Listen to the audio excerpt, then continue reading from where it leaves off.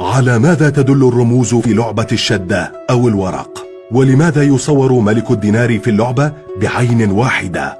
لماذا يطبع ملك الكبة بسيف مخترق رأسه؟ لماذا أوراق اللعبة مكونة من 52؟ ولماذا كل مجموعة من الأوراق تصل ل13 فقط؟ ورق الشدة والمعاني الغامضة. أول ظهور لأوراق اللعب كان في الصين، انتقلت بعدها إلى دولة المماليك في القرون الوسطى ووصلت إلى أوروبا.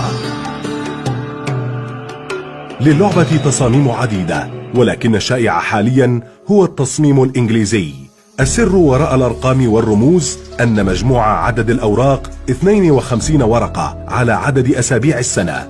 تمثل الرموز الأربعة فصول السنة. البستوني يرمز إلى فصل الشتاء، والسنك أسباتي إلى الخريف، الدينار إلى الصيف، والكبة إلى الربيع. لكل رمز 13 ورقة تعادل عدد الأسابيع في كل فصل، وكل 13 ورقة تمثل المراحل من دورة القمر. تشير الرموز إلى مكونات الحياة: التراب والماء والهواء والنار، وكانت تمثل طبقات المجتمعات في القرون الوسطى. الكبة القلب الأحمر يمثل رجال الدين، البستوني يمثل الجيش، أسباتي يمثل طبقة الفلاحين، الديناري طبقة التجار. تحمل بعض الأوراق حروفا من الأبجدية الإنجليزية مثل كي كينج، كيو كوين، جي جاك. هذه الحروف أرقامها 11 12 13 بحسب ترتيب الورق.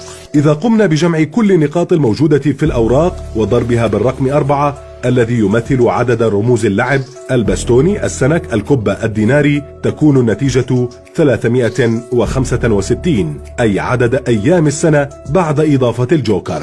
من هم الملوك الأربعة؟ صور الملوك الأربعة ترمز إلى شخصيات شهيرة.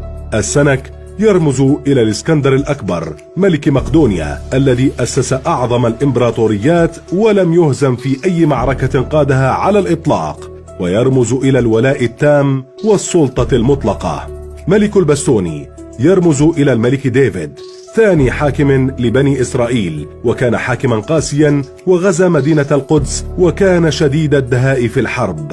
ملك الديناري صورة الملك مرسومة بعين واحدة فقط، ترمز إلى الأنانية وحب الذات، وهو موجود في الملك يوليوس قيصر حاكم الإمبراطورية الرومانية القديم. ملك الكبة يمسك سيفا يخترق رأسه، ويقال إن هذا ما حدث مع الملك تشارلز السابع ملك فرنسا، وتدل الورقة على الدقة في التخطيط والاهتمام بمن حوله. هل فكرت بهذا وأنت تلعب الورق من قبل؟